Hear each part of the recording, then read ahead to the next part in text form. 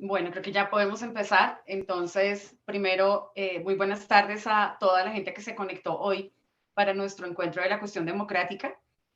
Muchas gracias nuevamente a los profesores que nos acompañan en esta sesión, Óscar Loaiza, Julián Escobar y Fernando Dueñas, quienes ya habían estado con nosotros previamente en una sesión antes de las elecciones. La idea de este espacio es básicamente ya hacer un poco más de análisis alrededor del tema, de temas muy específicos del empalme entre los dos gobiernos, de lo que viene con el gobierno de Petro en algunos aspectos tributarios y de políticas energéticas, obviamente el tema de gobernabilidad con el Congreso, y por eso creo que podemos empezar de una vez y me gustaría que cada uno de ustedes me dijera en 5 minutos un análisis muy cortico de cuál cree que es el país que recibe Gustavo Petro. Yo creo que empecemos con el profe Óscar Loaiza. A ver, ¿ya se escucha ahí? Sí. Sí. Bueno, yo para resumir, podría decir que hicimos un programa antes de las elecciones y el presidente actual recibe ese mismo país, pero en un mundo peor. O sea, la situación económica global está definitivamente afectando lo que está pasando en la economía colombiana y particularmente lo afecta un poquito más que al resto de los países porque está afectando incluso a la zona euro. Eh, pero más que a los demás, tal vez por los problemas de cuenta corriente que venía arrastrando el país. El país tiene enormes problemas de cuenta corriente, eso lo hace depender absolutamente de la inversión extranjera y de la deuda que ha llegado a unos niveles críticos. Ese es un problema que además toca las decisiones que se deben llevar de aquí en adelante. Recordemos que la mayor parte de la inversión extranjera que llega al sector petrolero y pues recordemos que las decisiones al respecto del presidente entrante pues son bastante polémicas. Yo creo que no hay necesidad de explicar mucho qué país se recibe. Creo que lo que hemos visto en los últimos 2 días incluso son una señal bastante clara de lo que está sucediendo, porque pues el país sigue siendo el mismo, pero la situación global lo está llevando contra las cuerdas. La tasa de cambio hará que las decisiones de consumo de los ciudadanos se queden en stand-by, las decisiones de inversión de los empresarios, pero también encarece la deuda. Tras bambalinas estábamos hablando de los niveles de deuda y las decisiones fiscales que va a tener que tomar el nuevo presidente, pero es que aunque la decisión fuera contener el gasto y comenzar el pago de esa deuda, pues tenemos que tener en cuenta que en este momento esa es una deuda más cara que la que teníamos hace unos meses. O sea, el solo hecho de que se haya encarecido la divisa para nosotros sigue siendo un enorme problema. Además, con un agravante, es que no sabemos si este es el comienzo del problema, o sea, no estamos hablando de que esta es la consecuencia de un problema que ya hay, sino la consecuencia de la perspectiva de que pueda ocurrir una recesión global. Entonces, ese es el país que recibe este presidente con unos enormes problemas en lo fiscal, con unos problemas también en términos de balanza de pagos, particularmente la cuenta corriente, y esa cuenta comercial, ¿cierto? Que lleva a otras decisiones también polémicas de este gobierno entrante, que va a ser la renegociación prometida de ese TLC, que no la veo nada fácil, la verdad. Creo que eso se queda en una propuesta de campaña, a ser muy difícil sentar a un presidente como Biden, aunque bueno, ya hemos visto que se demoró apenas horas en hablar con este presidente y pues muchos meses en hablar con el anterior. Entonces puede ser también una buena señal, una señal, ¿no?, de un poco más de acercamiento. La coyuntura de corto plazo es muy difícil, o sea, estamos ante unos choques externos bastante fuertes, inflación que lleva a la Fed a tomar decisiones de subir tasas de interés, que se traducen aquí exactamente en el mismo problema, pero manejado internamente, que es que nos ha llevado a tasas que arrancamos una tasa en el año con un 3% y ya va en el 3,75. Eso sube la tasa de usura, la tasa de microcrédito, bueno, en general. Una reforma laboral necesaria que nos tienen unos niveles de informalidad altísimos. Esta reforma laboral toca muchos temas. Por ahí nos propusieron hablar también del sistema de salud.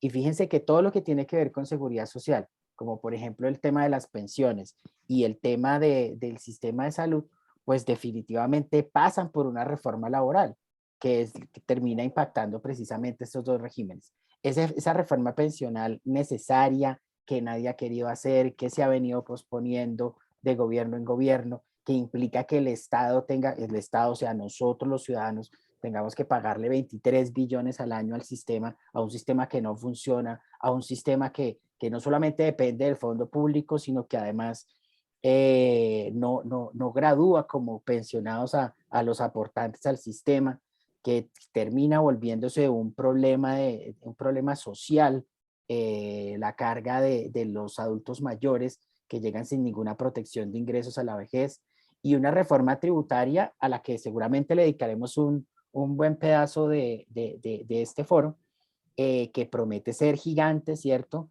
Promete ser más grande incluso que la de Carrasquilla, que fue tan polémica, pero que seguramente es muy diferente en muchos aspectos. Entonces, ese es un panorama al que se enfrenta, seguramente hablaremos más cositas por ahí. Este panorama, por ejemplo, de cuenta corriente, tiene mucho que ver con esa dependencia de la exportación petrolera de casi un 40% que tiene este país. Entonces, eso también, esas decisiones de fracking van a golpear las finanzas públicas, tienen que ver con la inversión, tienen que ver con ese déficit de cuenta corriente y, por supuesto, el petróleo en el centro de todo el debate que vamos a tener el día de hoy. Entonces, para no alargarme más, dejo en manos de mis compañeros sus aportes. Listo, muchas gracias, Oscar. Y me gustaría escuchar a Fernando ahora, que además hace parte de la comisión de empalme entre los dos gobiernos. Entendemos que hay temas de los que no nos puede hablar, pero sí me gustaría entonces como que nos contara un poco cuál es ese país que recibe Gustavo Petro. Bien, pues bien lo que dice el profesor Oscar, hoy el panorama incluso es un poco más incierto, y es que no es solamente un tema del panorama fiscal del país, sino también los riesgos de recesión a los que está entrando el planeta entero. En particular, digamos,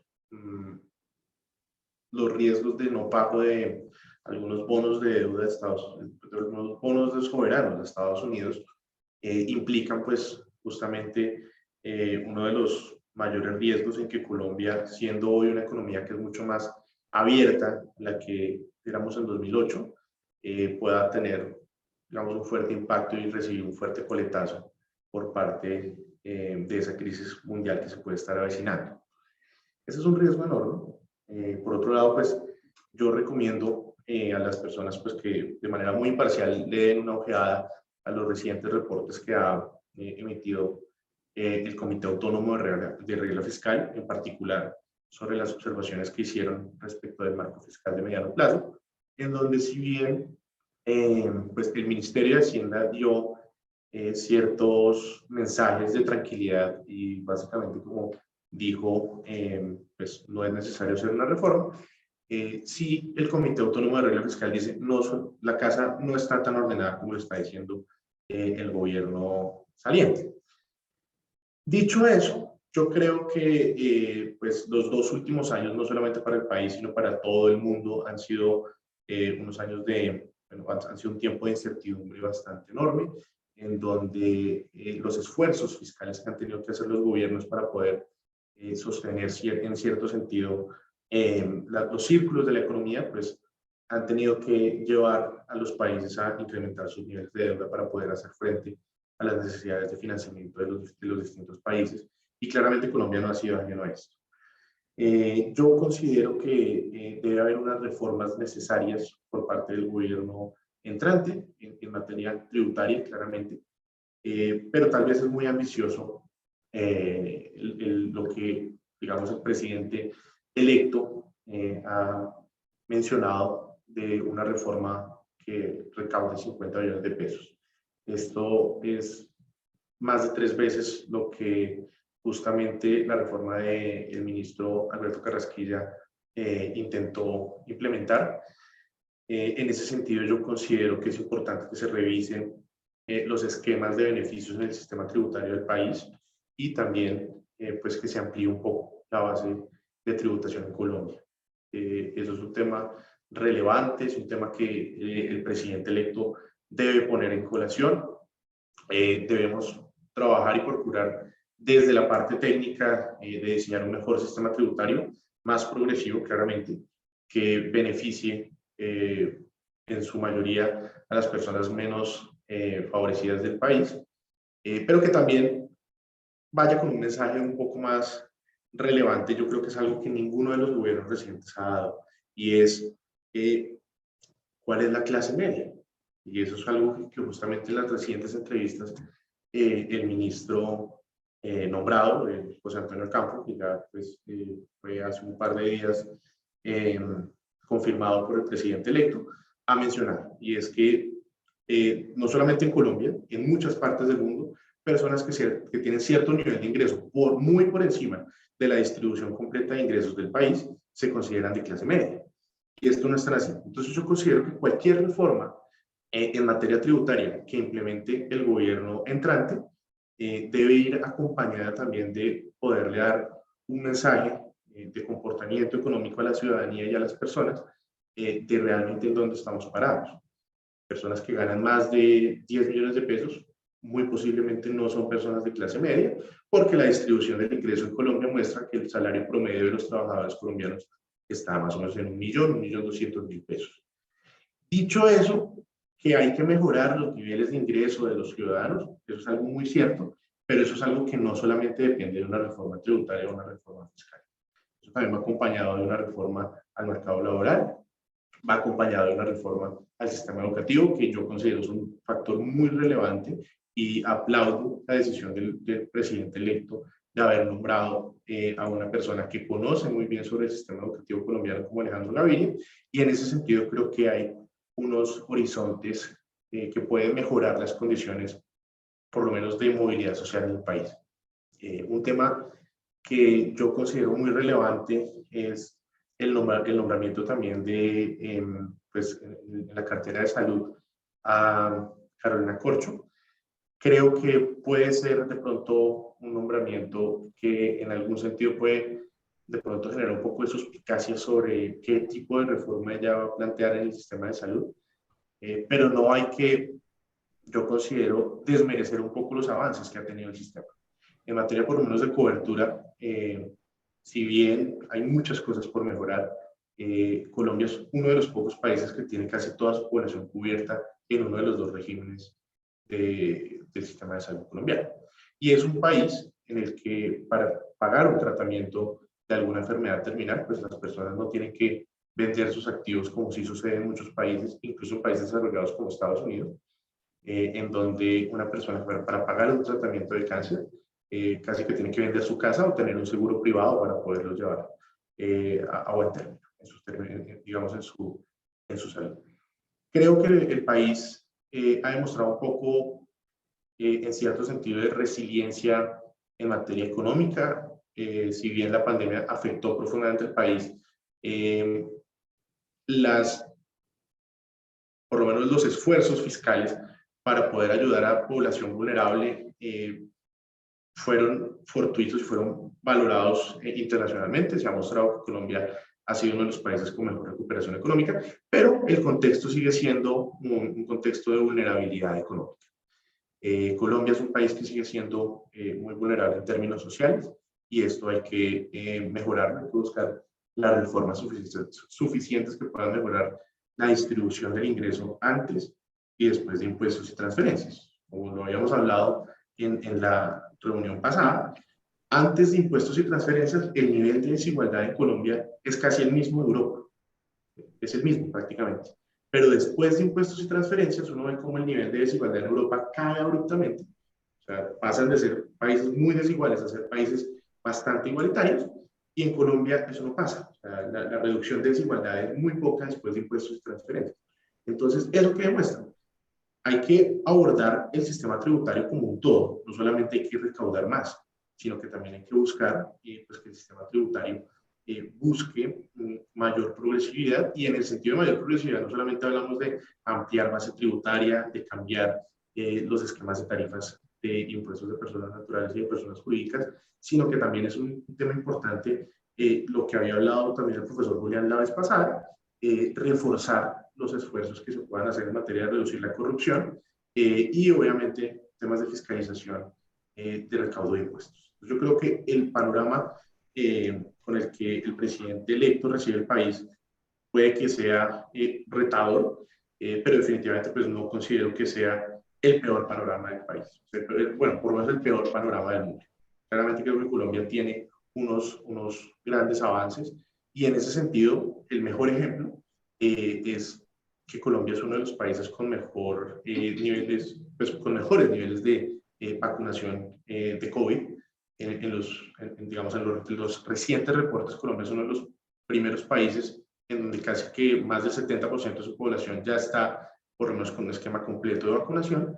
Y esto es un tema bastante importante en el sentido de resiliencia en salud para las personas, porque un país que puede sacar a su gente a que vayan y trabajen, los que pues afortunadamente pueden tener un trabajo, que puedan ir a trabajar y que estén seguros porque no se van a enfermar, pues yo creo que es algo que hay que valorar y creo que el presidente electo muy seguramente va a poder aprovechar. Listo, muchas gracias Fernando. Y cerramos entonces con Julián para sus 5 minutos y que nos cuente qué clase o qué país recibe Gustavo Petro.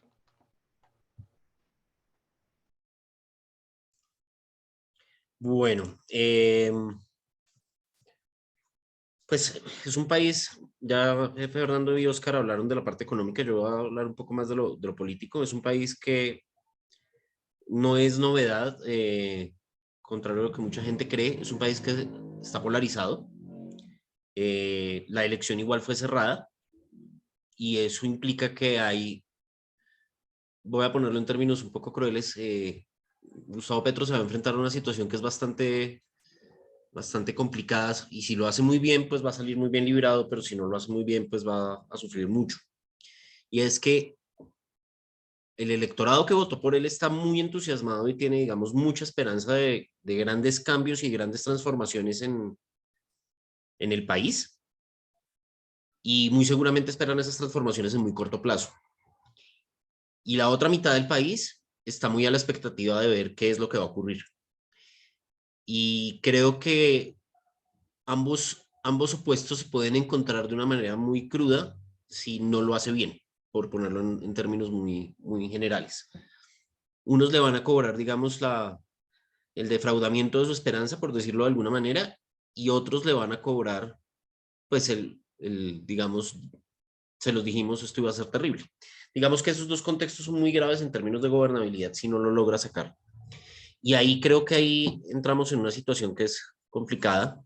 Oscar y Fernando explicaban que nos encontramos en una coyuntura económica muy fuerte, con unas circunstancias muy duras en términos de coyuntura internacional, con una economía que, digamos, en su marco fiscal de mediano plazo está golpeada, que tiene unos márgenes de maniobra que son relativamente escasos y al mismo tiempo se va a enfrentar a todo un programa de reforma que, al menos en lo que se ha visto desde la campaña y lo que se ha venido viendo en el empalme, es de los programas de reforma más profundos que ha tenido el país en los últimos 30 años. Entonces, en esa medida, compaginar un contexto internacional adverso con una economía que, si bien está presentando niveles de crecimiento, no ha logrado tener la diversificación suficiente para no depender de ese contexto externo y arrancar con todo ese programa de reforma, puede ser complicado. Entonces, ese es como el panorama global grueso. Y en lo político específico, Gustavo Petro va a recibir un Congreso fragmentado, que también está muy a la expectativa de ver qué logra obtener en términos de negociación política. Creo que la mayoría de los partidos están a la espera de ver qué pueden obtener y cómo pueden vincularse al gobierno a partir de esa lógica, que es muy propia de la política transaccional que ha tenido Colombia desde la época del Frente Nacional. Y eso también pues implica hacer negociaciones. Gustavo Petro hizo una cosa que, al menos, digamos, en palabra es dura, es complicada, pero pues permite, digamos, ese margen de negociación democrática. Y fue la idea de poner en negociación todo el programa. Ok, este es mi programa, estas son mis ideas, ¿ustedes qué opinan? Y esa apertura, digamos permite tender ciertos márgenes de gobernabilidad a futuro, al menos en el corto plazo. ya iremos viendo cómo se va decantando esos procesos de negociación. Estoy de acuerdo con Fernando, en el nombramiento de ministros se está viendo de todas maneras, digamos, un cuerpo heterogéneo, no está estableciendo, digamos, un perfil unívoco. Si ustedes recuerdan, cuando se nombró el primer gabinete de Duque era precisamente un perfil bastante específico de ministros. Casi todos venían de gremios, casi todos habían sido dirigentes gremiales en la primera corte de ministros del gobierno que está terminando. Acá lo que estamos encontrando es que hay, digamos, diversidad ideológica, muy cercanos a la academia, pero pues digamos que eso permite tener al menos expectativas sobre lo que puede ocurrir. Pero pues digamos que los próximos días serán importantes en eso. Listo, Julián, muchas gracias. Yo creo que vamos con el primer, justamente hablando de los ministros, hablemos de 4 carteras que creo que son fundamentales en Colombia. Salud, Hacienda, Educación y Relaciones Exteriores. Ya los nombró a todos y me gustaría escuchar de parte de ustedes cuáles creen que son esos retos inmediatos de esos ministros y cuáles son los de esos cumplimientos del programa de Gustavo Petro en los que tienen que empezar a trabajar desde esas carteras, obviamente. Claramente, pues Fernando tiene un enfoque y Oscar más en Hacienda, pero sí me gustaría que estas 4 carteras ustedes me dijeran, oiga, los retos más fuertes son estos y obviamente ¿qué tiene que pasar en los primeros 100 días de gobierno para que la gente sienta que hay credibilidad, que hay cumplimiento y que hay una coherencia con el programa que él prometió en su campaña? Para la gente que nos está viendo y antes de que ustedes nos respondan, vamos a empezar con obviamente toda la explicación de parte de nuestros expertos y podemos recibir preguntas por el chat si quieren específicas alrededor del tema que ellos están tratando y vamos a tratar de al final de cada bloque hacer un par de las que ustedes tengan. Entonces yo creo que empecemos con el mismo orden que teníamos antes, Oscar. Bueno, entonces empecemos por, estamos hablando de Hacienda, ¿sí? Dijiste Hacienda, Salud, Hacienda, Educación, Salud, Educación y Relaciones Exteriores, que son carteras Relaciones claves Exteriores. además. Bueno, en términos de Hacienda, pues tiene 2 retos. Uno, conseguir los fondos para cumplir todo lo prometido, ¿cierto? Y el segundo, que no es menos complejo, es hacer frente a la situación global que en este momento enfrentamos. O sea, eso ya es un problema gigante. Son 2 rutas bastante ambiciosas, pero que además se tocan con el resto de objetivos de las demás carteras. Así como les decía ahora que lo laboral tiene que ver también con el sistema de salud, el sistema pensional y que pues termina tocando todo, pues en general sí estamos viendo que hay un sistema articulado. Por ejemplo, lo minero energético en concordancia con lo ambiental, ¿cierto? Que termina teniendo consecuencias definitivamente en términos del tesoro público. Entonces, para el ministro de Hacienda, yo creo que esos son los principales retos. Creo que el nombramiento de Carolina Corcho en salud es bastante polémico porque si bien el sistema, digamos, como que salió avante de la pandemia, como que logró las metas en inmunización, ¿verdad? De otra parte, también estamos viendo que el sistema tiene muchas falencias y esas falencias también quedaron expuestas después de la pandemia. Tenemos 14 EPS quebradas en 30 años de la ley 100 y quién ha pagado las consecuencias de la quiebra de estas EPS y quién ha tenido que asumir los no pagos a las IPS. Esta vez yo creo que la polémica surge por el hecho de que tenemos una ministra que viene como con la óptica o como con el chip de los médicos y el paciente. Y eso puede ser revolucionario en términos del sistema médico, porque definitivamente es una crítica de la CPS y eso sí implica, digamos, como que sacudir el tapete, ¿verdad? Sacudir la alfombra de lo cual pues la gente, por supuesto, no se lo va a tomar siempre a bien. Entonces, ese es el principal, digamos, como que objetivo de esta cartera es lograr cumplir que realmente la medicina se ponga del lado del paciente, digamos, como que se desmercantilice un poco la salud en Colombia, pero sin perder eso que se ha venido avanzando precisamente como decía el profesor Dueñas en los últimos años, y es que de todos modos el sistema está garantizando cosas, está garantizándole muchas cosas hoy a los ciudadanos, a pesar de que no recibe todos los fondos debido al problema laboral. Es que el problema laboral tiene a más de la mitad de la clase trabajadora sin aportarle al sistema, ¿verdad? Y los que están aportando, la mitad está por debajo de un salario mínimo, que ese es otro tema que estaba tocando el profesor ahorita, y es que, bueno, nos hemos dado cuenta en los últimos días, cuando estamos hablando de reformas tributarias, que una persona que ganaba más de 10 millones de pesos en Colombia era un privilegiado.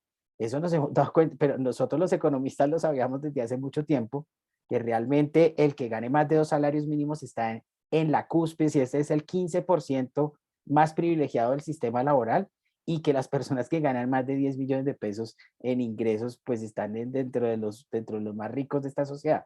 Entonces, y los que tienen patrimonio de más de 1.000 millones de pesos, que hoy día uno dice, bueno, no suena mucho, pero en serio, o sea, hacen parte de la clase más privilegiada de este país.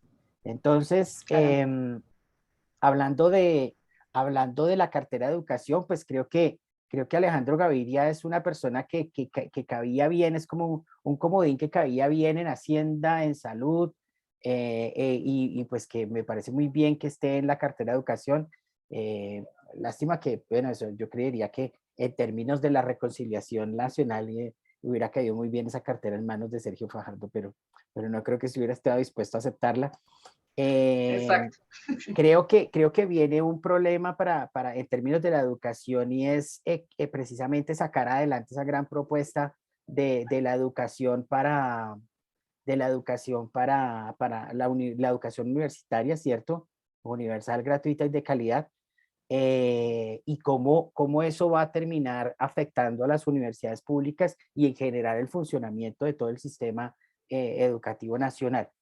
Pero se necesita también, porque si uno se da cuenta, si uno está proponiendo un país con crecimiento económico, con mejores condiciones en lo productivo, y si está proponiendo una reconversión productiva más allá del petróleo, pues necesita los profesionales que se van a dedicar a eso, y que la mano de obra no se siga yendo al país como lo ha venido haciendo sistemáticamente en los últimos 10 años. Entonces eso también es un gran reto ahí. Eh, Hablamos de salud, de educación. En relaciones exteriores, bueno, pues el gran reto es que se rija bajo las reglas de la diplomacia, que por fin la cartera de relaciones exteriores realmente sea de Cancillería, ¿cierto? Realmente siga la diplomacia, que no terminemos haciendo política en otros países, que realmente nos dediquemos a que los colombianos que están en el exterior realmente tengan buenas condiciones, que se propenda por el comercio internacional, por ampliar las redes en términos del comercio internacional, y que las relaciones con los demás países pues realmente surjan de las mejores condiciones para que nos convengan a nosotros. Y en ese sentido creo que el principal reto tiene nombre y se llama Venezuela. Entonces ahí hay un gran reto en términos de lo que se puede hacer, porque pues finalmente las decisiones que tomó este gobierno pues también terminaron afectando a los colombianos, y bueno, y en buena parte también a los que viven del otro lado de la frontera. Entonces, eh, Venezuela es nuestro socio natural. Venezuela, por ser nuestra frontera, es nuestro vecino, el socio que deberíamos tener, nuestro socio natural, y mientras Venezuela no esté bien, pues a nosotros nos faltará una buena ventana para poder salir al mercado internacional. Entonces, creo que la salud de Venezuela es la salud de Colombia en este momento. Eso no está bien, y eso hay que reactivar esas relaciones. Claro. Oscar, tú hablabas de trabajo, que también se me olvidó incluirlo en este grupo, porque a mí me parece que el nombramiento de ese ministro también es clave. Aquí hay retos gigantescos en la formalización de empleo en Colombia, que realmente es una situación bastante preocupante. Y por el otro lado, la relación de ese ministro de Trabajo que viene del lado de los trabajadores con los gremios y con las empresas en general. ¿Cómo crees que va a ser ese panorama para ese ministro, que creo que tiene un reto gigantesco dentro de todo el plan de gobierno de Gustavo Petro? Pues tiene la labor más compleja, que es la de sacar adelante una verdadera reforma laboral que saque al país de ese 45% de informalidad. En Colombia el problema no es el desempleo, la mayor parte, nosotros nos formaron pensando que el problema de Colombia se llamaba desempleo, y no se llama desempleo. desde el año 2000 en adelante, que cambia la metodología de la medición, pues ese problema del desempleo es algo, digamos, como que de lo que políticamente se puede hablar, pero el verdadero problema quedó escondido debajo del tapete, ¿cierto? Y es el problema, se llama informalidad. O sea, el tener a casi la mitad de la mano de obra trabajando en el rebusque, sin contratos laborales, sin aportar a los sistemas de seguridad social, desprotegidos totalmente de la vejez. Entonces, ese es un problema que termina golpeando la recaudación en impuestos, que termina golpeando el sistema pensional, que termina golpeando el sistema de salud, y que es un problema además complejo de resolver. Ahí hay desempleo friccional, desempleo estructural, que hay que corregir. Entonces, creo que el gran reto de este gobierno se llama, en términos de lo laboral, se llama una reforma que sin detrimento de las condiciones de los que hoy tienen un trabajo formal, se encargue de generar más empleos formales en la economía. Esa es la piedra angular de todo. Sin eso, o sea, realmente hay problemas en la recaudación, en el sistema, en todo. O sea, de ahí para adelante lo que tenemos son problemas en todo, y no podemos decir que vamos a propender por una reconversión productiva que vaya, que digamos que busque fuentes de divisas diferentes a las que genera el petróleo, si no tenemos a los profesionales que se encargan de eso. No podemos tener un sistema de salud que garantice la cita con el especialista si el especialista o si el profesional o el muchacho que recién se graduó de la universidad, que nosotros lo vivimos en el día a día, pues solamente está pensando en irse del país. O sea, ese es el recurso realmente con el que se construye un nuevo país. Entonces ahí, ese es un reto increíble para un ministro. Ok, muchas gracias, Oscar. Ahora, Fernando, y le sumamos entonces también el tema del ministro de Trabajo, que es fundamental. Bueno, yo parto nuevamente por mencionar, tal vez nuevamente, como lo mencioné en la sesión pasada, la mejor política o la política pública más importante que tiene un país es la política fiscal. Si no se hace una buena política fiscal, no podemos avanzar en nada más. Y en ese sentido creo que el nombramiento de José Antonio Campo es un nombramiento que en principio da tranquilidad a los mercados. Es un economista con una reputación enorme. Ha investigado con economistas de la talla de Joseph Stiglitz. Fue uno de los altos miembros del Banco Mundial. Fue ministro de Hacienda ya. En su momento también fue ministro de Agricultura. Y considero que tal vez es uno de los mejores historiadores económicos que tiene el país. Es decir, es una de las personas, uno de los profesionales por lo menos que más conoce la historia económica de Colombia.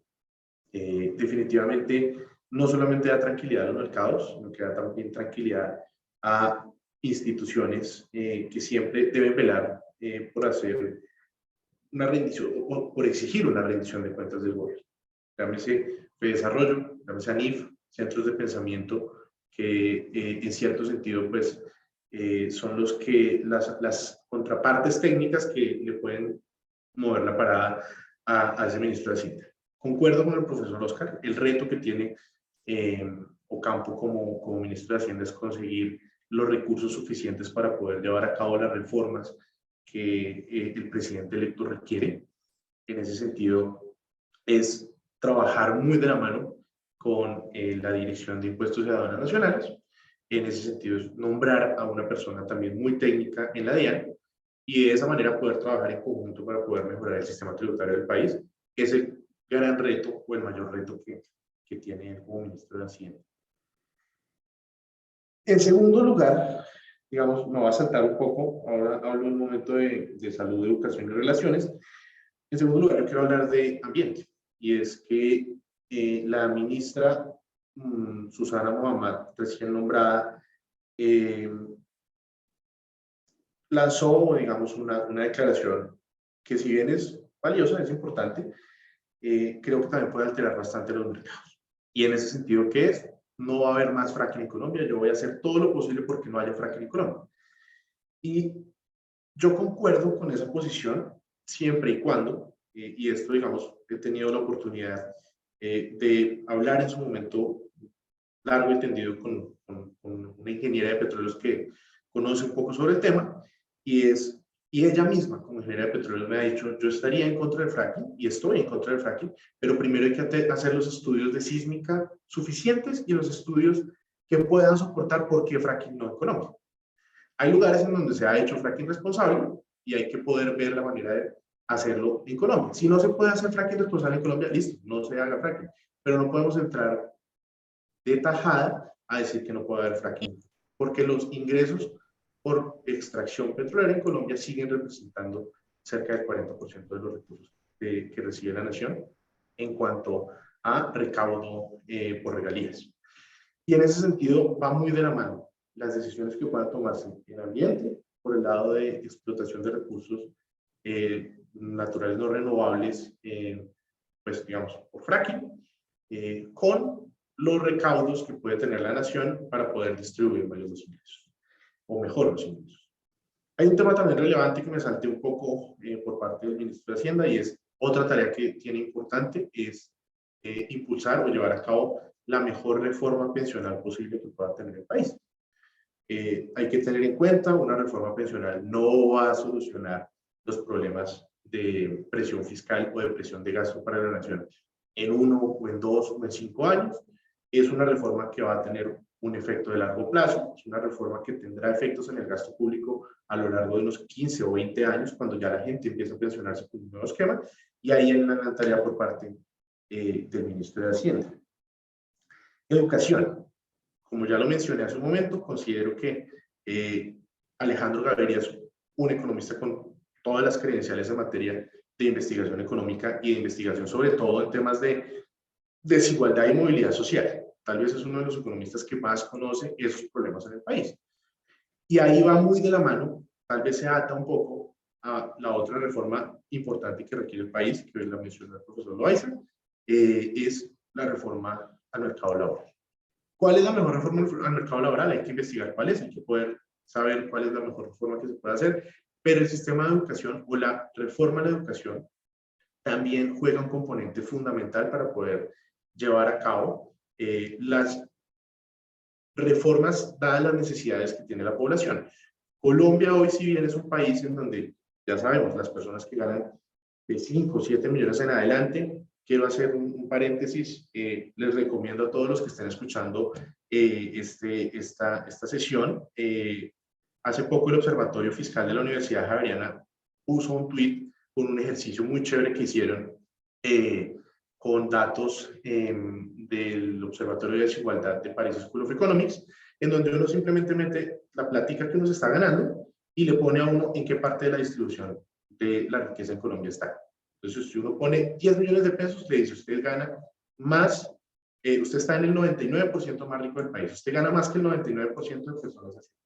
Y eso es algo muy chévere, porque eso también va haciendo que la gente sepa más o menos en dónde está. Yo soy una persona favorecida porque me gano 8 millones de pesos. Yo soy una persona no tan favorecida porque me gano 1. Y en ese sentido, ¿qué pasa? Las grandes discusiones que se han dado sobre el incremento del salario mínimo. Entonces llegan los gobiernos y dicen, yo he hecho el incremento más grande por encima de la inflación.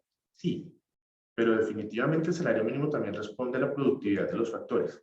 La productividad total de los factores, como el profesor Oscar muy bien lo sabe, en Colombia es muy baja, si no es que es negativa. Lo último que yo vi de la Working Table hace 5 o 6 años era que la productividad total de los factores del crecimiento era negativo, crecía más o menos al 0.05% al año. Hay que mejorar eso. ¿Y cómo se mejora eso? Con capital humano. Mejorar el capital humano. ¿Y cómo mejoramos el capital humano? Con educación, ¿cierto? Definitivamente las reformas que tiene que hacer el ministro Gaviria en el Gabinete de Educación deben ir encaminadas a poder mejorar las condiciones del mercado laboral de las personas que hoy se están viendo afectadas y que se están viendo rezagadas de las personas más capacitadas. Eso es un tema muy, muy importante y muy relevante de hacer. Y en ese sentido, yo considero que podemos lograr hacer un eslabón completo de las reformas que el país requiere y poder reducir esas 11 generaciones que nos cuesta cambiar la movilidad social de una familia. Obviamente no va a ser algo en 1 o en 2 años, definitivamente no va a ser así, pero muy seguramente dentro de 10 años sí podremos encontrar una sociedad que tenga una mejor movilidad social. Entonces, eso es lo que puede llegar a ser Hacienda, educación y ambiente muy de la mano con los recursos. Salud. La reforma de la salud también va muy de la mano con una reforma al mercado laboral.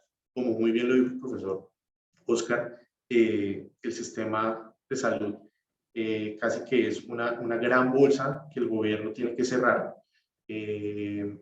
Cada año el sistema de salud le está costando a la nación cerca de 24 billones de pesos.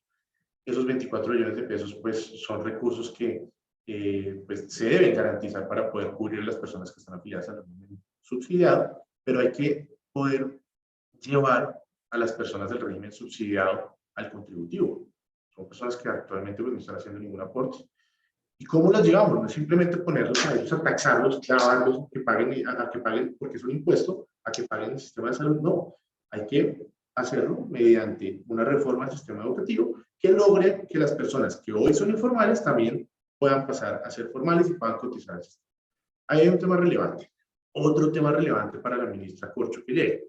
¿Quién dijo o en qué momento se definió que los empleadores están exentos del pago del aporte a la seguridad social de trabajadores entre 1 y 10 salarios mínimos? No hay un estudio técnico que haya mostrado eso.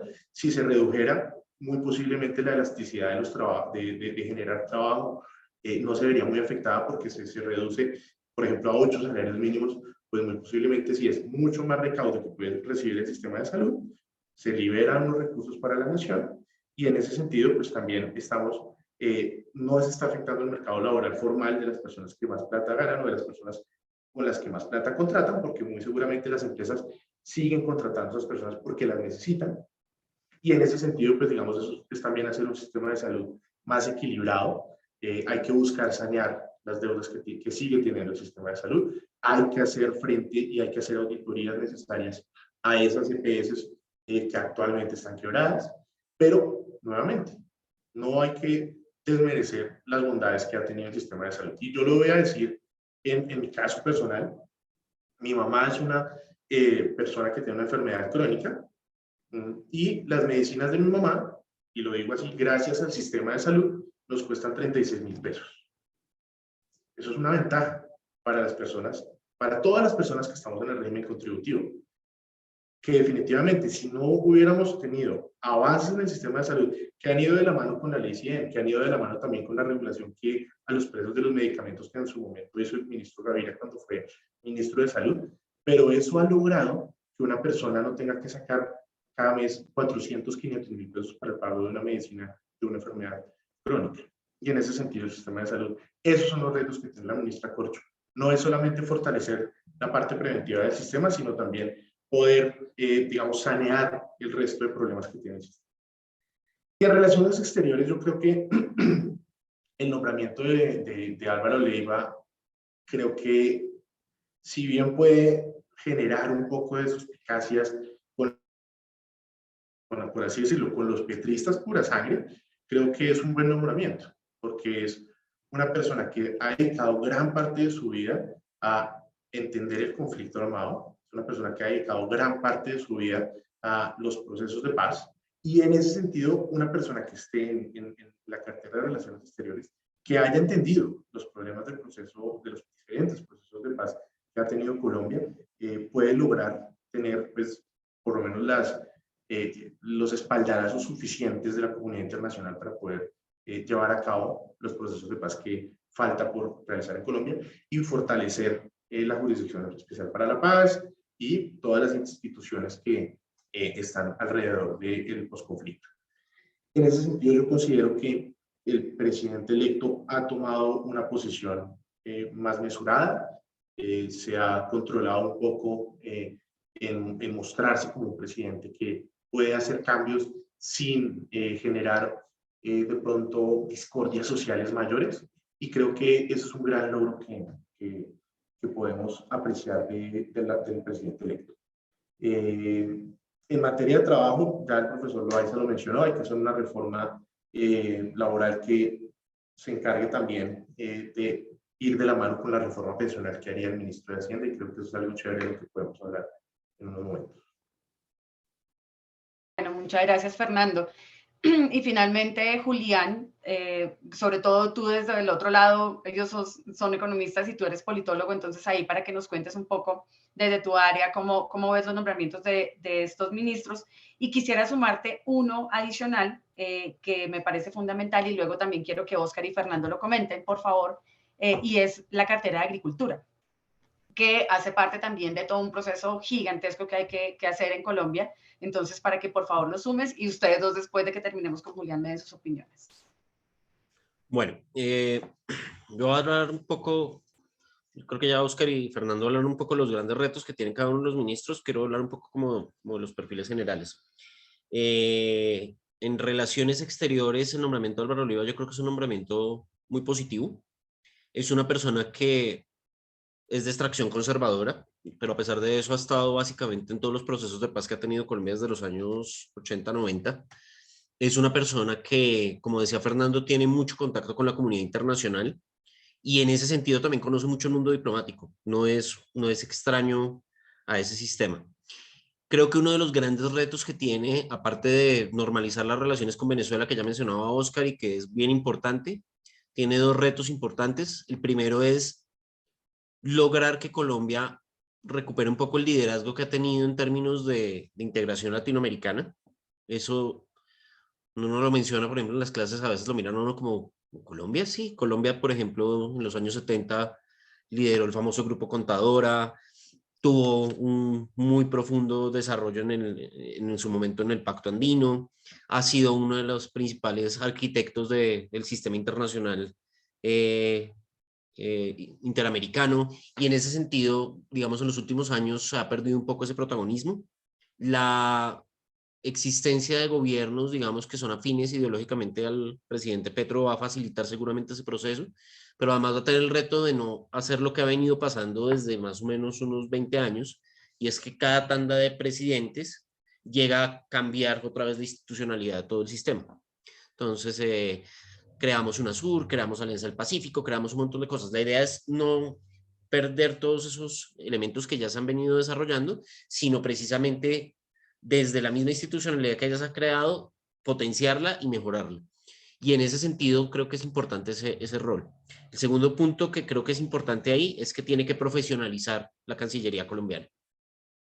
La Cancillería colombiana, desafortunadamente, el Ministerio de Relaciones Exteriores colombiano, desafortunadamente, es una caja menor. Y entonces, para nivelar nombramientos políticos, amigos y demás, se nombra un montón de funcionarios que no cumplen los perfiles mínimos que se requiere para una carrera diplomática. Y eso es un gran problema. Y además es un gran problema que tiene una solución muy sencilla, y es simplemente fortalecer la Escuela Diplomática San Carlos, que es de muy buena calidad. Es decir, los funcionarios de carrera diplomáticos colombianos son de alta calidad, tienen un nivel técnico muy importante, se les reconoce a nivel internacional, pero no ocupan ni el 30% de toda la Cancillería. Creo que eso es un reto interno que requiere más voluntad política que otra cosa. Los instrumentos están y puede desarrollarlo. Y lo otro que tiene que lograr, que va muy de la mano también con el problema de los recursos, es lograr mayores flujos de cooperación internacional, para lograr precisamente también por esa vía obtener recursos, en especial para todo el proceso de implementación del proceso de paz, que pues entra en una etapa que es bien importante de consolidación, y esos recursos no se van a tener con tanta facilidad en la coyuntura que ya hemos venido explicando. Creo que eso por parte de Relaciones Exteriores. En el caso del ministro Gaviria, como decía Óscar, Alejandro Gaviria podía quedar por su perfil en cualquier lado.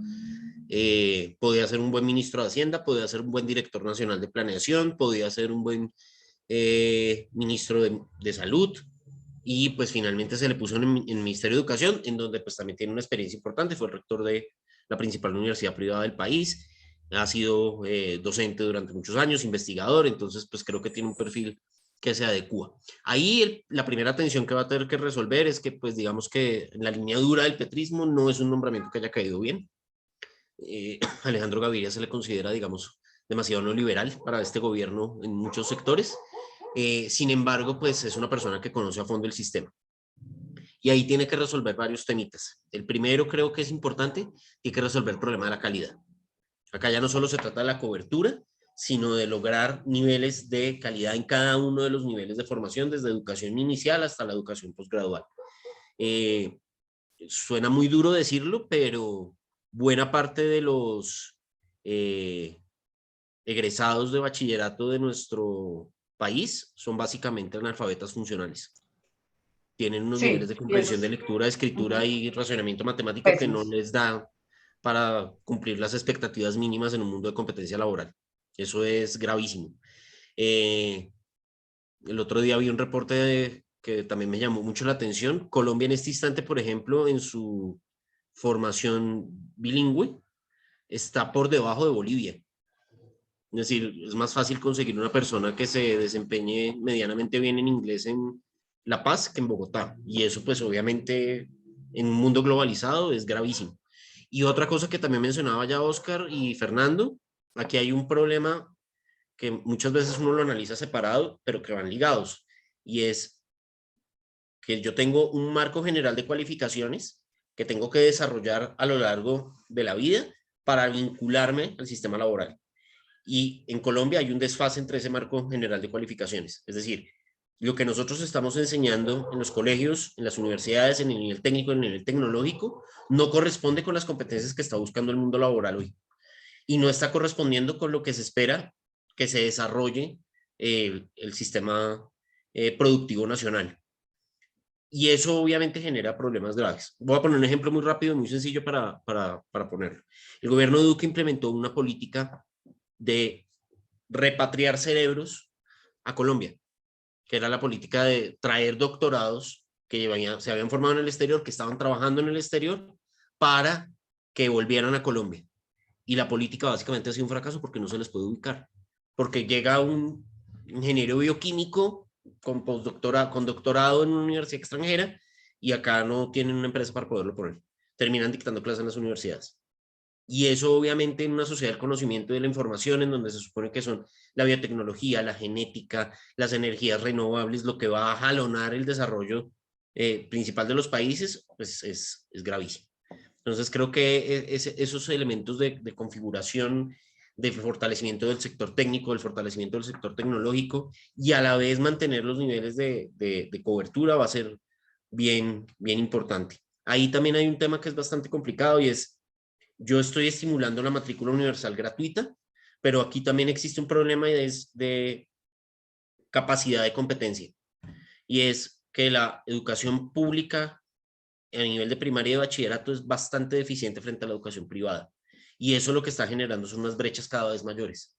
Entonces, los cupos en las universidades públicas cada vez están siendo más aglomerados por personas que egresan de colegios privados y los colegios públicos van quedando rezagados, sus egresados van quedando rezagados y eso obviamente a mediano plazo genera unas brechas de salario enormes. Creo que esos son como los principales retos ahí. En el caso de Carolina Corcho también es un nombramiento polémico. Es una persona que está muy ligada al gremio médico, que ha tomado, digamos, sobre todo en la pandemia, tuvo una postura muy crítica frente al gobierno, en algunas cosas con mucho acierto, en otras con bastantes inexactitudes también, y que, digamos, tanto en sus declaraciones previas a este nombramiento como pues más o menos lo que ha mostrado, digamos que ha mostrado un descontento bastante fuerte con el tema de el sistema general de salud en Colombia y específicamente con las EPS. En un mundo ideal en el cual desaparecemos las EPS, pero mantenemos todas las ventajas del sistema general de salud y mantenemos la cobertura, pero mejoramos la calidad y logramos que todo el mundo acceda a servicios de calidad sin desfinanciar el sistema, maravilloso. Pero yo no veo claramente cuál es la ruta para llegar a ese punto. Y es un proceso de transición. Creo que va a tener que dialogar bastante para conocer un poco más a fondo el sistema y para poder lograr esas reformas que se están esperando. Porque si bien tiene muchas críticas, el sistema no es ni mucho menos perfecto, no se pueden olvidar tampoco las fortalezas que tiene. Y creo que eso es importante tenerlo en cuenta. Frente al tema de... ¿cuáles eran los otros? Sí, te falta... Hacienda. Sí. Importantísimo. Bueno, creo que en Hacienda no me va a demorar mucho. Fernando ya explicó más o menos quién es el ministro Campo, pues creo que de los economistas más brillantes que tiene el país. Y como molestamos con Fernando, básicamente va a tener que convertir el Ministerio de Hacienda en un ministerio de magia. O sea, va a tener que lograr mantener el marco fiscal de mediano plazo, conseguir los recursos necesarios para disminuir el déficit fiscal y a la vez mantener y aumentar el gasto social. ¿Cómo lo va a lograr? No tengo ni idea. O sea, la reforma tributaria tiene que ser perfecta porque además, bueno, tiene que lograrlo además sin generar un estallido social, que ya sabemos que una Exactamente. reforma tributaria puede lograr un estallido social. Y eso pues va a ser un acto de equilibrio bastante fuerte. Cooperación internacional, aumento de recursos del Estado por fuera de impuestos, unas políticas de recaudación que no asfixien a las empresas porque además necesitamos generar más empleo y más empleo formal, que no desincentiven la inversión extranjera, pero que a la vez no recargue a la clase media y a los que se creen también clase media, como decía Fernando. Todo eso es un acto de equilibrismo. Y pues digamos que si hay alguien que podría lograrlo en términos de formación, es de los economistas mejor formados del país, de las personas más reconocidas a nivel internacional. Tiene buena asesoría, digamos, internacional en este instante. Se sabe que estaba hablando con Piketty, con Maserati, pero bueno, ahí vienen todos esos elementos que entran a jugar. Y en agricultura, nombró una ministra que pues también es de las economistas más reconocidas del país. Cecilia López Montaño es una persona que tiene experiencia de gobierno, que también ya fue ministra, que estuvo en planeación, que ha estado en el mundo político, que entiende las dinámicas del mundo político, pero que además también conoce muy de cerca el gremio de producción agrícola y ganadera en Colombia.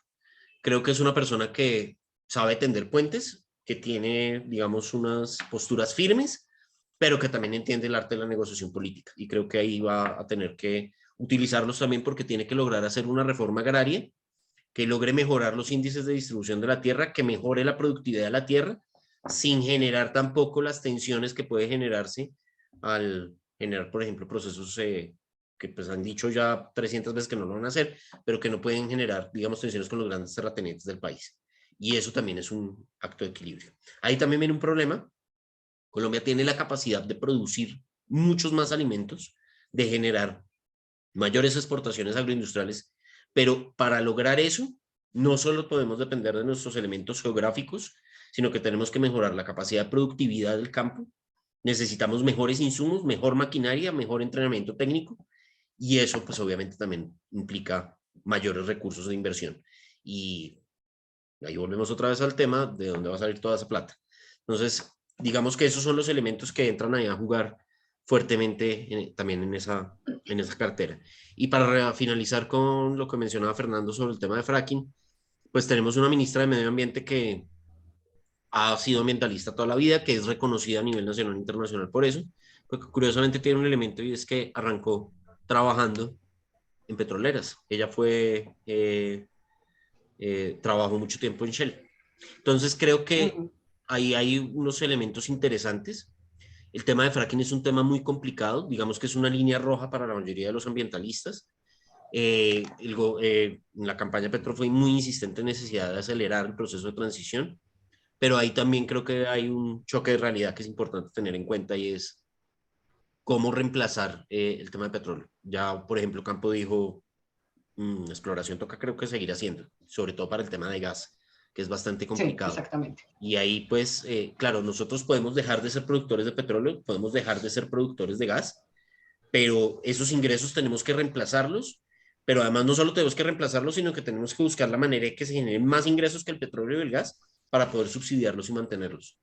Porque nuestro petróleo, nuestra gasolina, nuestro gas, hoy por hoy son subsidiados. Y lo que mencionaba, lo que Fernando hace un rato, hoy por hoy, por ejemplo, no es más sino comparar cuánto vale un galón de gasolina en Colombia frente a lo que vale, no en otros países desarrollados, cuánto vale en Perú, cuánto vale en Chile. Ese es el escenario en el cual nos enfrentaríamos si disminuimos ya en este instante nuestro proceso de producción de petróleo. Entonces creo que ahí hay unos elementos que son bastante complicados. Claro que sí.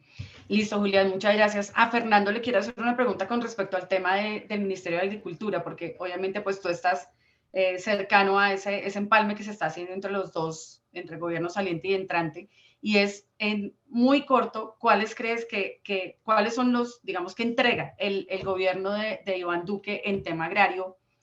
Así muy honestamente, que desde mi punto de vista es una de las carteras que ha tenido resultados más pobres en este gobierno. Pero digamos que, ¿con qué se encuentra Cecilia López en este panorama?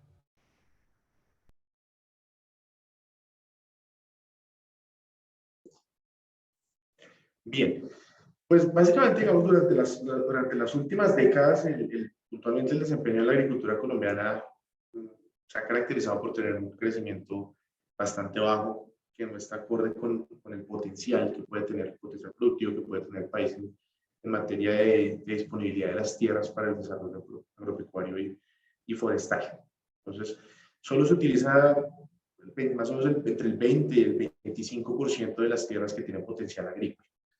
Y eso, pues, un país que básicamente debería ser un país con gran vocación agrícola, llama bastante la atención. Y eso, pues, digamos, también va muy en línea en que la agricultura ha crecido muy por debajo del crecimiento promedio mundial de las principales, así también como digamos, el crecimiento de ese sector, del sector agrícola, en las principales economías latinoamericanas. ¿Sí? Puntualmente, pues digamos, las causas que han mostrado es que los determinantes, digamos, han sido temas en materia política comercial, en particular de protección, pero tal vez lo más relevante es la política de tierras y el uso de las tierras en Colombia. Entonces hay una falta de tributación en la que se favorece la valorización por encima del uso productivo de este recurso. Y ahí es donde tal vez Cecilia López tiene un reto bastante importante. Es también una de las economistas tal vez que más conoce el sistema agropecuario en Colombia. Y tal vez uno de los grandes retos es poder llevar a cabo una reforma agraria estructural. Vamos a ver si esta vez sí se logra. Lamentablemente, pues no sé, es un poco de tristeza y melancolía que los economistas o los técnicos que han procurado investigar la reforma agraria se han visto bastante amenazados y en algunos casos asesinados, como el caso del profesor Chucho Bejarano, ¿no? Y tal vez ese es uno de los grandes retos que tiene el gobierno del presidente Gustavo Petro, presidente electo. Hay unos incentivos, es que hay una distorsión en la asignación de los recursos productivos actualmente, y eso ha venido pasando desde el momento en que pues, hay una captura por parte de ciertos grupos de interés, pues, ganaderos, así hay que decirlo, y así ha pasado. Y esos incentivos perversos van en contraposición a otras cosas también, desplazamiento, conflicto armado, y tal vez por eso uno de los grandes retos es poder hacer una reforma agraria lo suficientemente adecuado, en el que, pues digamos, la tierra debe ser el pilar fundamental para que con el tiempo se pueda mejorar la seguridad jurídica en el acceso a la tierra. Básicamente es eso, respetar las instituciones para poder acceder a la tierra, que los campesinos tengan esas oportunidades de poder acceder a la tierra y que no se les, por así decirlo, que no se les expropie de mala gana por parte de actores armados, que es lo que ha venido pasando en el conflicto en Colombia en los últimos 60 años, más de 60 años. Entonces, hay que asegurar y garantizar la adopción plena del catastro multipropósito. Y ese es tal vez el reto que tiene la ministra Cecilia López. También hay que garantizar una institucionalidad del sector. Hay que entender, pues, tal vez en el momento en que, bueno, los invito también a las personas que están escuchando este panel, que le den una leída, que hagan una consulta de cómo se distribuyen los recursos del presupuesto general de la nación para el sector. Y ahí uno se da cuenta que hay que fortalecerlo, ¿cierto? Que hay que fortalecer recursos para el sector, porque pues, si no se fortalecen recursos para el sector, no hay forma de fortalecer la institucionalidad de este. Y eso es una consideración que debe tener tal vez un carácter con un enfoque territorial, un enfoque que, pues, en el cual el desarrollo agropecuario, pues, digamos, se establezca como un mecanismo ordenador de esa institucionalidad agropecuaria. Hay muchos ejemplos en donde pueda, digamos, llevarse a cabo esa institucionalidad, una relación entre universidad, Estado, empresa, y hay bastantes ejemplos de cómo eso ha podido funcionar en países que tienen esa vocación. Entonces, creo que es una deuda que tiene no solamente este gobierno, sino que como Estado es una deuda que tenemos con el sector agro. Como Estado me refiero desde la historia, desde el momento en que nos independizamos, ese ha sido un gran problema para el país. Hasta no lograr eso, tal vez hay algunos economistas y algunos investigadores sociales, politólogos, antropólogos, sociólogos, que dicen que hasta que no logremos eso no podemos realmente construir un mejor país. Tal vez ese es el reto que tiene Cecilia López como ministra, es el reto que tiene Gustavo Petro como presidente, tal vez ha sido una de sus grandes banderas en las candidaturas en las que él ha estado, y si él aprovecha de pronto el momento de favorabilidad que puede tener de las personas que votaron por él, tal vez esa es una de las reformas que va a poder llevar a cabo en su primer año de gobierno, obviamente con un proceso de largo plazo. Un catastro multipropósito en donde no hay un catastro de tierras, no sabemos cómo están actualmente, no sabemos cómo contabilizar las tierras, y en donde también voy a decir el caso personal, pues por así decirlo, un familiar, cuando él es abogado, trabajaba en su momento en el Ministerio del Interior, y él hizo parte de una comisión que fue a hacer más o menos un catastro de tierras, no recuerdo a qué parte de Colombia, no lo pudo hacer, salió amenazado, y ni siquiera salió amenazado por parte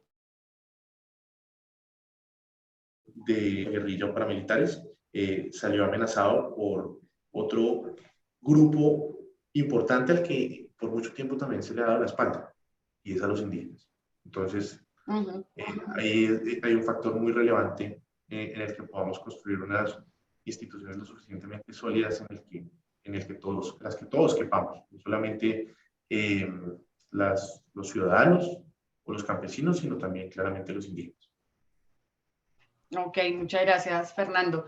A Oscar me gustaría esa pregunta que nos acaban de mandar por el chat, y es básicamente entendiendo ya todo ese reto enorme que se le viene a la cartera de Agricultura. Me preguntan aquí cómo blindar que las tierras que se le asignen a los campesinos no las revendan. Básicamente, obviamente, cuando ya se logre, esperando que sea así, hacer esa redistribución. ¿Cómo hacer para que, me imagino, ellos no salgan de inmediato, la entreguen a otra persona, o inclusive bajo amenaza también, vuelvan a los antiguos dueños o a grupos, como hemos visto, a margen de la ley, que pues quieren aprovechar esa circunstancia? Bueno, antes de contestar la pregunta, va a hacer un par de anotaciones a lo que se hablaba hasta ahora. Y es que hay una cosa que no se habla del fracking, y es que siempre se habla de que es inviable medioambientalmente, pero nunca se habla de si es viable económicamente. La producción de petróleo por la vía del fracking es mucho más costosa que el petróleo que se saca por la técnica de los pozos. Y eso requiere precios internacionales del petróleo muy altos para que sea viable. Eso es algo de lo que no se habla y que debería estar sobre la mesa. Siempre se habla de la inviabilidad ambiental, pero no de la inviabilidad económica. Ese es un Muy buen dato ahí bien punto. importante. Muchas gracias, Oscar. Muy buen punto. En términos de lo que acabamos de pasar del agro, pues que qué diferente sería la situación de inflación por la que está pasando este país en este momento si no estuviéramos importando 14 millones de toneladas de alimentos. O sea, eso pues golpea al ciudadano de a pie porque la tierra la tenemos pero no está siendo productiva, y ahí viene un problema, y es que el país concentró demasiado la tierra, esa tierra no produce, estamos en una situación casi que nos lleva a un feudalismo, eh, donde se necesita ese catastro multipropósito que también, como venía mencionando, es una cosa bastante compleja de sacar adelante, para que efectivamente la tierra vuelva a producir alimentos y entremos en, digamos, como que en una nueva era de entender que el mundo nos va a poner tarde o temprano en una situación donde tengamos que valorar la seguridad alimentaria de los ciudadanos. Y otro reto importante de esa cartera es la pobreza. Cuando usted mide la pobreza en términos multidimensional, en 72 de cada 100 hogares pobres aparece la variable informalidad, pero en lo rural, en 93 de cada 100 hogares pobres aparece la variable informalidad. Es decir, que en lo laboral también hay un reto que soluciona las condiciones de lo que está pasando en el campo. Y que este ministerio no es el que tenía Cecilia en el gobierno Samper. Aquí ya tenemos claro que no es una reforma agraria, que tiene que ser una reforma rural y que la solución quedó puesta desde el Tratado de La Habana, ¿cierto? Desde los tratados del Teatro Colón, que está ahí, que es el punto número 1 de los acuerdos de paz. Y es que con la reforma rural, una reforma rural integral que solucione la vida del ciudadano que vive en la ruralidad, pues ahí solucionamos no solamente una buena parte de la pobreza en Colombia, porque digamos, la pandemia golpeó lo urbano de Colombia. La pobreza rural estaba ahí, siguió ahí, esa no se ve afectada porque ya era grande y estaba ahí.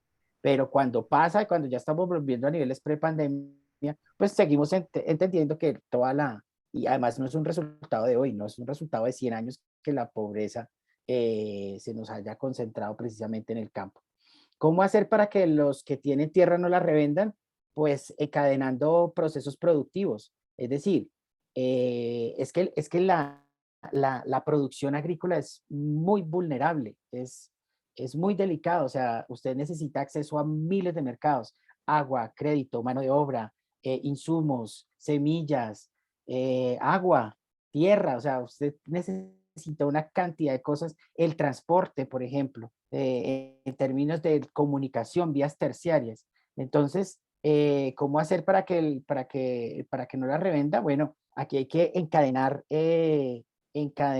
la producción agrícola con la producción industrial. Ese es un súper reto para cualquier gobierno, tratar de sacar eso que suena muy bonito, pero que nadie lo ha logrado, y es realmente encadenar lo agrícola con lo industrial, y solucionar todos esos mercados. Es que no fuera solo un problema. O sea, si uno dijera que con la tierra lo solucioné, no. Y el acceso al crédito y la mano de obra y el transporte, las vías terciarias, las semillas, los insumos, el problema de insumos en el que estamos en este momento solamente por el conflicto entre Rusia y Ucrania. Entonces, son muchas cosas, y pues es un problema que se tiene que tratar desde lo integral. O sea, si tengo buen modo de vida en el campo, además, lo social, si tengo acceso a salud, a educación, si realmente llevo una vida digna. Es que nosotros llevamos 100 años en modelos de desarrollo que le dan la espalda al campo, y lo que tenemos es unos modelos de desarrollo que nos hicieron relegar todo el problema de pobreza precisamente en lo rural,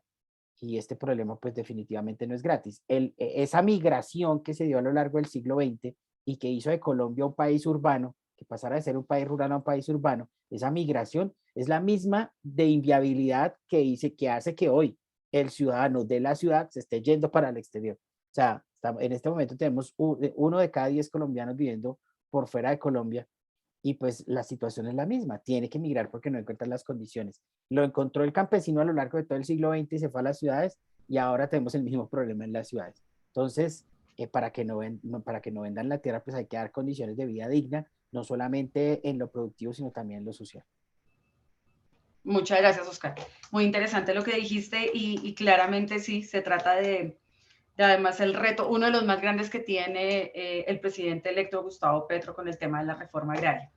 Esta pregunta que viene, que además para respetar el tiempo que habíamos pues como decidido para la charla, va a ser la última, quiero que la empiece a responder Juliana Andrés, y tiene que ver netamente con el tema de la relación con el Congreso, la posibilidad de negociar todo esto que viene, que ustedes nos acaban de contar, que son varios frentes, que son supremamente importantes, que tienen que ver con absolutamente todo lo que toca cambiar en este país, que no va a ser mágico, claramente, pero ¿cómo ves esa relación del nuevo gobierno con un Congreso que en su mayoría, hasta donde se ve ahora, está dispuesto como a apoyar las buenas políticas, las buenas reformas que proponga Gustavo Petro? Pero ¿cuál es el panorama que tú ves a partir del 7 de agosto?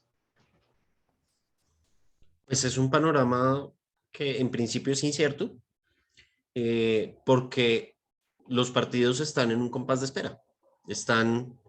Aparentemente están muy dispuestos a negociar, están muy dispuestos a participar en el gobierno, están muy dispuestos a acompañar al presidente en el paquete de reformas que vaya a presentar, pero eso va a estar determinado de todas maneras por el manejo político que se dé. Yo creo que ahí hay dos cosas una que ya es cierta y otra que está, digamos, todavía en incertidumbre, pero que creo que marcan también un poco un grado de pragmatismo que está aplicando el nuevo gobierno a este tema. El que ya es cierto es la postulación que van a hacer de Roy Barreras como presidente del Senado. Más allá de que a uno le caiga bien o no Roy Barreras, y más allá de que uno pueda considerar que pudieron haber nombrado a otra persona, uno no puede desconocer que es una persona que ha estado muchos años en el Congreso de la República, que, digamos, en su trasegar ideológico que lo llevó a ser de uribista a petrista hoy, también ha estado en relación con todas las bancadas. Ha sido cercano a los senadores hoy de la U, era su partido del cual renunció, conoce a muchos miembros del uribismo, conoce al Partido Liberal, conoce a Cambio Radical, ahora conoce también a la otra bancada, conoce cómo funcionan los mecanismos de funcionamiento del Senado, cómo se manejan las comisiones, y creo que eso fue una apuesta pragmática. Más allá de que caiga bien o caiga mal, es una persona que conoce el Congreso por dentro, sabe cómo funciona y sabe cómo lograr consensos para lograr sacar procesos de reforma. Creo que esa apuesta es importante. La que es incertidumbre todavía es quién va a ser el ministro del Interior. Digamos, en los corrillos están sonando dos personas que también conocen muy de cerca el proceso. Uno es Alfonso Prada, que digamos como director administrativo de presidencia en el gobierno Santos, tuvo un papel muy importante en el manejo precisamente del Congreso. Ahí viene un tema, y pues hay que decirlo, no es que haya sido lo más bonito del mundo, es la mermelada, pero logró que funcionara. En términos prácticos, esa relación fue fluida.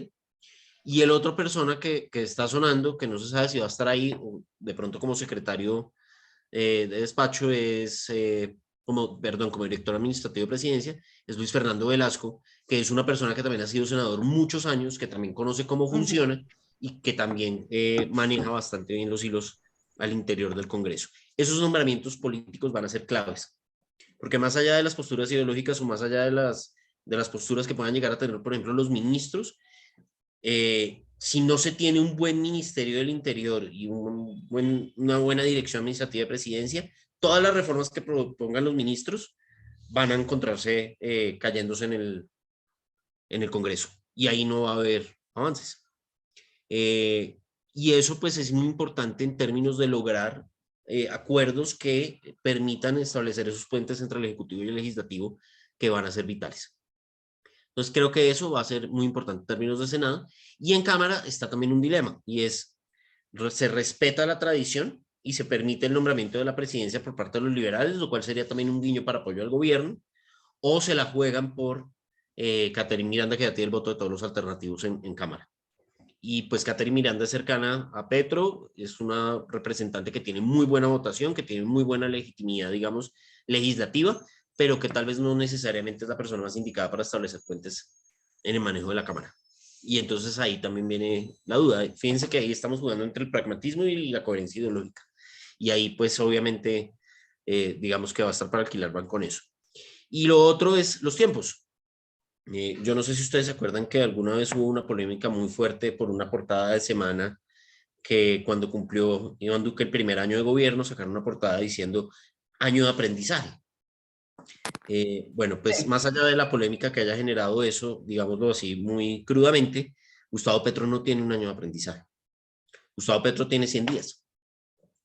Los primeros 100 días van a ser vitales. Digamos que eso siempre ha sido como el termómetro de lo que se mide. Y en ese sentido, el paquete legislativo que van a radicar a partir del 7 de agosto para trámite del Congreso va a marcar mucho cuál va a ser la dinámica de relación política durante el primer año y de ahí en adelante los siguientes 3 años. Porque ese primer paquete legislativo que tiene que traer el mayor grueso posible de reformas en lo institucional, el tema de Procuraduría, el tema de fortalecimiento, la creación del Ministerio de la Paz, el tema de la reforma tributaria, el tema de la reforma a la salud, muy seguramente el tema de la reforma laboral. Todos esos elementos no pueden demorarse un año en presentarlos. Tienen que cogerlos, digamos, en caliente y presentarlos todos en paquetes, en bloque. Y ahí es donde vamos a medir cuál va a ser la gobernabilidad legislativa de este gobierno. Si van a tener, digamos, una aplanadora en términos legislativos que les van a aprobar todo lo que presenten, o si van a empezar a tener trabas y cómo van a empezar a resolverlas, ya sea, digamos, en términos deliberativos o en términos de administración burocrática o acuerdos programáticos. Todos esos elementos van a empezar a jugar muy fuertemente en ese primer año. Perfecto, Julián, muchas gracias, muy clara tu posición. Como lo dije antes, para respetar el tiempo que teníamos determinado para esta charla, vamos a dejar hasta acá. Creo que fue un muy buen panorama, muy amplio, muy completo y gran análisis de parte de nuestros tres invitados, que les agradecemos, nos acompañaron en 2 sesiones. Y a la gente que hace parte de nuestro grupo de la Cuestión Democrática, los invitamos a que sigan a través del chat viendo opiniones, artículos informativos. Nosotros también lo haremos desde nuestro lado de organizadores, Camila, Adolfo y yo, y seguramente vamos a tener una charla al final de julio con un miembro del Congreso que va a tener un papel bastante activo dentro de todo lo que viene para el presidente Gustavo Petro. No sé si alguno quiere decir algo, o todos quieren decir algunas palabras finales. Agradecerles nuevamente de parte nuestra su tiempo, la disposición y toda la buena información que nos han dado hoy. Sí, yo quisiera cerrar rápidamente. ¿Me escuchan ahí? Sí, sí, te escuchamos. Perfecto. Cuando uno se pone a pensar en qué hablaba la presidenta electa Francia Márquez de los nadies y las nadies, ¿qué es eso? Y es de pronto llamar a todas las personas a reflexionar sobre eso. Tal vez la llegada de Gustavo Petro a la presidencia es justamente darle voz a esas personas que se han sentido abandonadas por el Estado en muchos gobiernos, no solamente bien sea de izquierda, de derecha. Claramente sabemos que los gobiernos en Colombia han sido de un corte pues conservador y tal vez esa oportunidad es algo que nosotros como ciudadanos en la cuestión democrática debemos aprovechar y debemos repensar la ciudadanía que estamos construyendo y la sociedad que queremos para nuestros hijos, las personas que actualmente tienen hijos, niños, jóvenes, pues se responsabilicen de poder crear un mejor país a futuro. Y en ese sentido yo creo que uno de los mejores, bueno, vi que en el grupo que teníamos de coordinación de esta charla hemos compartido algunos links de cosas que hemos hablado y que Julián compartió el link del Observatorio Fiscal. Chévere que lo puedas compartir en el grupo Claro que que nos sí. está escuchando. Sí, lo vamos a reenviar. Y yo creo que uno de los grandes retos es recordar también aportes que en su momento dieron grandes pensadores para el país. Y yo voy a compartirles también en este momento el link del informe de la misión de sabios de los 90, donde participaron Rodolfo Ginás y Gabriel García Márquez, que es Colombia al filo de la oportunidad. Y cerrar simplemente, pues, parafraseando un poco a Gabriel García Márquez en la introducción de ese libro, y es justamente pues llamar a las personas que están acá, que hablen con sus familias, con sus conocidos, para que podamos esforzarnos todos, no solamente esperar que el gobierno lo haga, sino nosotros como ciudadanos lo hagamos, en construir ese país próspero y justo que soñamos al alcance de los niños. Eso es lo que tenía por decir. Muchas gracias, Fernando. Nuevamente, muchas gracias a los tres y pues a todo nuestro grupo de la Cuestión Democrática. Vamos a compartir esos links y esos documentos que ellos nos han compartido en nuestro grupo interno de coordinación de esta sesión. Y como les dije, a final de julio seguramente tendremos a un miembro del Congreso, del Senado, más exactamente, que va a tener un papel muy importante en lo que va a pasar de aquí en adelante con el gobierno de Gustavo Petro. Nuevamente, muchas gracias. Los invitamos a seguir siendo parte de este grupo que es netamente formación y análisis político. No tenemos ningún partido, no tenemos un color, no defendemos una bandera. Lo único que queremos es que justamente eso, proveer información y análisis con gente experta que nos hace ver la realidad de nuestro país desde otro punto de vista. Entonces, y pues bueno, desearle lo mejor al gobierno de Gustavo Petro, porque si le va bien a él, nos va bien a todos, finalmente. Bueno, muchas gracias, que tengan muy buena noche. Muchas gracias a ustedes y que tengan una Gracias. feliz noche, y a todos los miembros del grupo que estén muy bien. Feliz noche. Gracias.